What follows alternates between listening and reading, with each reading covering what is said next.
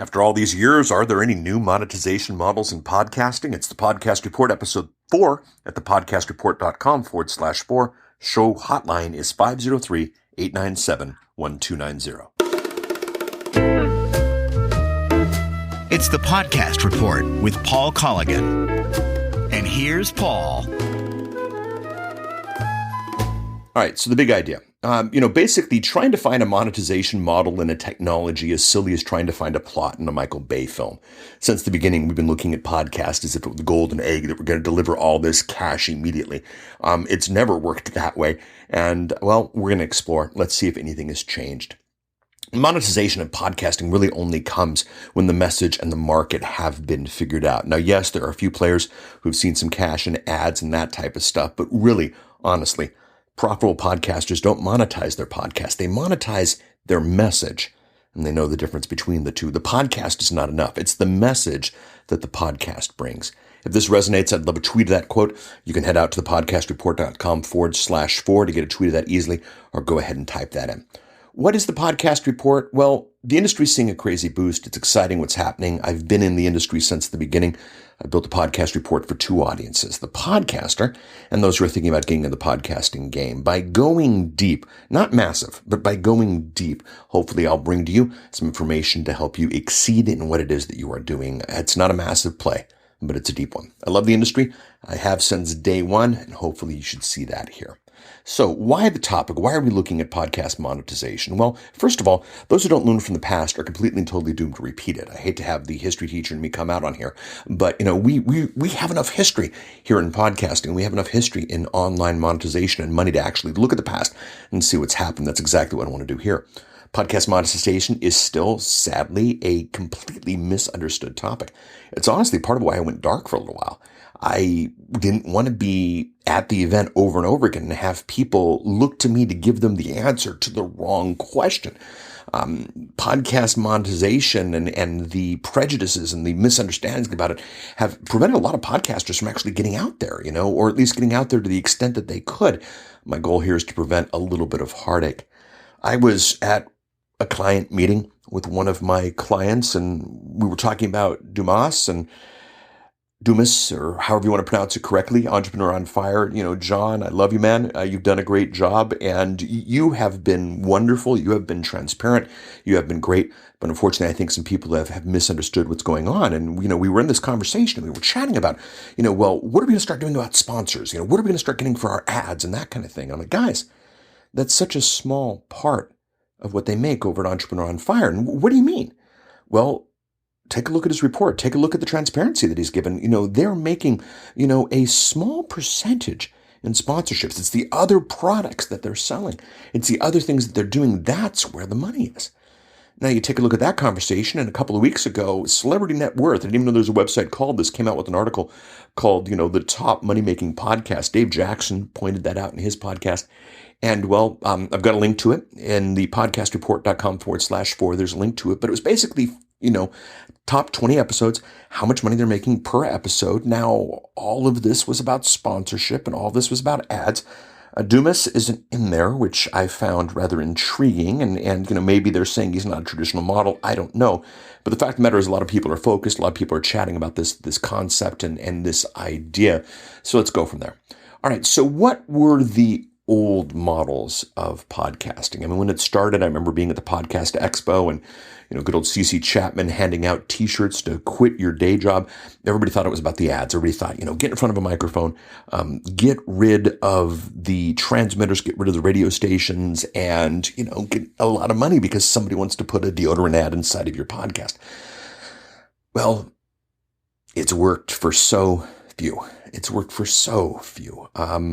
it has worked for some. I don't want to say that it's a dead model, but it's not the most strategic. I used to train from the beginning, and ads are part of this, that there are three models in podcast monetization. Number one is the indirect model. That's as a result of your podcast, things happen. As a result of your podcast, you get a book contract. As a result of your podcast, you get a speaking gig. As a result of your podcast, you get into places that you couldn't have gotten before. As a result of your podcast, you get free stuff that you wouldn't have gotten before. And that's a viable model. That's there. It's not that big. Doesn't generate the type of revenue that you can, but that was one model. The second model is the direct model. You sell ads on your podcast and you sell ads for other people's stuff, very, very popular, or you sell ads for your own stuff, which has always been one of my favorite things. And then finally, the last model was integrated, where your podcast became a larger part of who it is that you are and what it is that you're doing. And boy, if you look at people like Rush Limbaugh, I know some of you hate him, but look at the model. You take a look at people like Dave Ramsey. I know some of you hate him, but look at the model. And you take a look at what's happened and the integration of the podcast content into your larger business. That's where the money is. And we look at Dumas. Look at Entrepreneur on Fire. It's the integration of his podcast and everything else that he's doing, which is where the revenue is. So I've been saying that since 2005.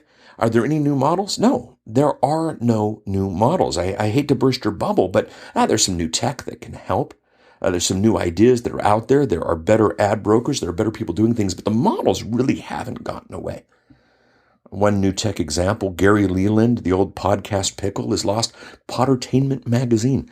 It's in the iTunes store right now. He's breaking out into the Android marketplace very soon. Might even by the time of this recording. I love what Gary's doing, but again, it's an extension of his existing stuff. So here's the approach to monetization that you need to make. Making money with your podcast is really a 3-step process. Number one, it's market. It's understanding your market. Who is your market? People who say their market is everyone don't understand what a market is, don't want to understand what an avatar is. You figure out the market, and then you figure out that message for the market. And as you take a look at that message for the market, that's where you examine monetization. I know, a bunch of M's. I remember back at one point, one of the big trends in podcasting was foreign language training, free French lessons, free German lessons, free Japanese lessons. Wonderful, awesome, but the problem was the market was perfect. People wanted to learn French. People wanted to learn German. Awesome. The message was, let me teach you French. Let me teach you German. Awesome.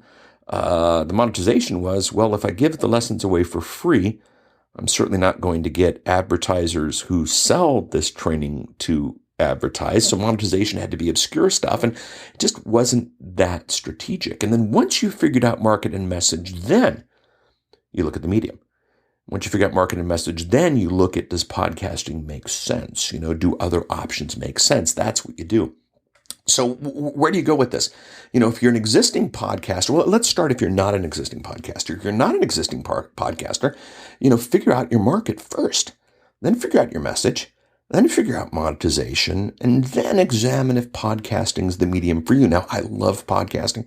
It represents just amazing opportunity and amazing growth in this industry, but market, message, then the medium. Stop monetizing your podcast. Start monetizing your message. If you don't know your message, get back to your market. But here's the cool thing. What's so exciting is when you know your market and you know your message, there's more money to be made. There's bigger monetization models because you're no longer stuck with the podcast. See, Gary Leland knows that his audience is podcasters, people looking at podcasters. So him producing a magazine about podcasters makes a tremendous amount of sense. Dumas knows that his audience wants to make podcasts. So his online training programs and his book and the other things that he's doing is absolutely wonderful. What I call this, and what a number of you are calling this now, is multicasting. You take your content, you distribute it multiple places, be you a magazine, a private membership site, a Kindle book, a printed book, an event. All these are different ways to extend out your message. And then you use the podcast to bring people into that. Now, I know a question that you're going to have, and this is a fair one. Okay, Mr. Hotshot, how are you monetizing this one? Well, one of the things I want to do is I want to try to honor the transparency level that Dumas has brought to the industry. If you are a fan of Entrepreneur on Fire at all, you see his monthly income reports, and they're tremendous and they're wonderful. And whereas I'm not going to give you what's happening with my clients, that's just not fair to them, I am going to be considerably more transparent. And thank you, John, for the inspiration there. But, well, let's start with the message. My message is that podcasting is one of the most exciting content distribution options I've ever seen. Podcasting is one of the most exciting content distribution options I've ever seen. And it's easier than ever with podcasting to expand your reach by leveraging that tech. That is my message. Who's my market? People with a message who want to expand it utilizing this tech. How am I going to monetize it? Well, I'm going to monetize it for people who specifically and targetedly want to go on this journey with me. It's going to happen on two levels. It's going to happen on students who come through my course, and took a bunch of people through it on the beta level of it, and that worked great. We've seen some great results there, and that's going to be opening up later this year. That's awesome. That's wonderful. And then the higher level is just clients. I want high-level people with high-level messages, with high-level markets, with high-level monetization models to, come on board with me, and I can show you how to make the best out of that. So that's my market. That's my message. That's my monetization play. It's a positioning play for high-level clients or people who are going to grab the podcast expert blueprint. So that's how I'm monetizing it, again, with the market, the message, the monetization, and the media. And trust you me this, know you me this, I am not only podcasting this content. As a matter of fact, if you text hashtag EP4 as an episode 4 to 503-897-1290, you got the transcripts for this podcast. I'll send those right out to you. If you're in a foreign country, just call in, leave a voicemail, and we will get that to you as well. But there we go. There's text. There's one other way that the podcast report's getting out to you. Now, the fact of the matter is all these transcripts and all this content are being, repurposed, and you'll be seeing a book coming out soon about some of the stuff here and, a bunch of other options. I'm monetizing this by multicasting it because I know my audience, because I know the message, and I know how I'm going to monetize it. I recommend that you do the same. It's not about, oh, gee, I hope I can get a deodorant ad on this show, or, oh, gee, I hope I can do something else. Now, I know this is a bit controversial. I know some people believe just podcast your passions and the profits will follow, but I find that to be just a really bad piece of business advice. It's the old Kevin Costner, if you build it, they will come type of thing. I would love your thoughts, though. We're at Twitter, Podcast RPT. That's Podcast RPT, Podcast Report, already taken. Of course, you can hit me out at thepodcastreport.com/episode 4 or at facebook.com/the podcast report. Again, for the mind map and the transcript for today's show, you can go ahead and text hashtag EP4 as an episode 4 to 503-897-1290. Also, feel free, if you'd like, to just call the number and leave me a voicemail message. We're still figuring out the flow of voicemail messages, but we are having fun. Speaking of voicemail messages, we have a fun voicemail from Dave Jackson of the School of Podcasting. I called out Dave in the last episode as we examined what was happening in the world of subscriptions and if they were still important. I pointed out the fact that they were all but removed from Dave's site, and he is the School of Podcasting. So, I was curious why David did that, and Dave called in with this response. So take it away, Dave. Mr. Paul Colligan. Hey, this is Dave Jackson from the School of Podcasting, which you can find over at schoolofpodcasting.com. Nice to have you back in the podcast pool, buddy. Just first things first. And I heard your episode about are subscriptions important? And I thought about it, and I know this is what's going to be happening in the future. The next version of Macintosh software, the operating system that powers iPads, iPhones, and of course their Macintosh computers, is going to have the podcast app native, meaning number one, people don't have to download it. They don't have to search for it in the App Store. It's just there. And number two, they can't delete it. And I guess number three, a lot of people are going to go, what is this podcast thing? Which means I believe we're going to have another surge of new podcast listeners in the very near future, probably when the next iPhone comes out. So what, August, September, something like that. And so we don't know exactly what the secret sauce is to ranking higher in iTunes. We all have theories, but really only Apple employees know what the actual algorithm is. And so we believe it is total number of downloads, total number of reviews, and total number of subscriptions. So after listening to your episode, I thought, well, you know what? We should get ready for the next wave of podcast listeners. So I dug out a bigger iTunes subscription button, put subscribe on the front page at the School of Podcasting, and we shall see, because if there's a new wave coming and this will help me get up higher in the rankings, by all means, it doesn't hurt to have a subscribe button on your front page. You should have one there anyway, but you might as well have one that actually asks for the subscription, because you don't get what you don't ask for. Thanks for everything you do, man. I'm glad to have your podcast back. Dave Jackson from the School of Podcasting saying, see ya. Okay, that's an interesting reason from Dave here. He, in short, said, And Dave, if I'm wrong, feel free to call back in and update here. It's fun to have these conversations back and forth. But basically, he said, look, podcasting is going to get much bigger in the Apple game and in the iOS game. And these guys do push subscriptions. And as a result, he's going to do the same. And I think that's a viable option. And that's a strategy I'd actually not thought of. So thank you, Dave, for that one.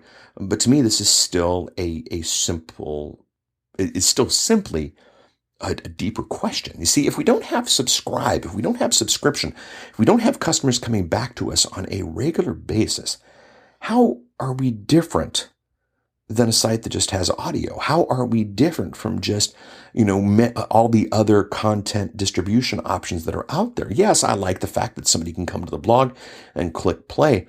But I like the fact even more that when somebody gets in their car, I'm there waiting for them. When somebody gets on the plane, I'm there waiting for them. I still believe subscription to be much stronger than just hijacking the buzzword that somebody else is using, but a whole methodology for content distribution that, most people aren't pushing, and either that means it's just not worth pushing anymore, or it means that, we don't realize the power in pushing it. And I would stress much more that the power is in pushing it. But please keep the conversation going, everybody. Dave, and this is welcome to you as well. If you'd like, that was episode 3. So thepodcastreport.com/3 if you'd like to get the conversation going. So the podcast report, you can get it at thepodcastreport.com/iTunes or thepodcastreport.com/Stitcher or thepodcastreport.com/pocketcasts or thepodcastreport.com/tunein. I'd love to get your subscription. I'd love to get your subscription because I want you getting this content regardless of whether or not you come out the blog or follow me on Facebook or find out what it is that's going on. Please subscribe. I want to get you this content. I want to make you a better podcaster. The next episode we're going to take a look at is, do podcasts need a website? I think this is an interesting question. I've got a quote from somebody who knows a lot about the value of a website that I think we'll start this out with. But do podcasts need a website? I thought it'd be fun now that we're recording episode 4 here to actually get my podcast blog site up. So thepodcastreport.com is live. I'm certainly not where it's going to be in the next week or so as we get this gussied up, but it's there. It's functional, discussions, all that stuff is there. And that will be episode 5. Comment away. Now, here on episode 4, so thepodcastreport.com/episode 4, I have a link to Gary Leland's Poddertainment magazine. I have a link to that article about the top 20 podcast. I've also got a link to Ed Dale's Magcasting platform. That's the platform that Gary is using for Poddertainment magazine. It's the same platform that fellow podcaster Don McAllister uses for the Screencasting Online magazine. It's an interesting magazine. You might want to take a look at that. In addition to taking a look at the website, I'd love some reviews out there. Right now, this week, let's focus on a review at iTunes. If you head out to thepodcastreport.com/iTunes and get me a review, we've got one up there, but I'd love some more. If you want, email me, thepodcastreport@outlook.com. Yes, I'm at Outlook, not at Gmail. Anyway, this has been Paul Colligan from The Podcast Report at thepodcastreport.com. This is episode 4, episode 5 next week. Talk to you soon. Bye.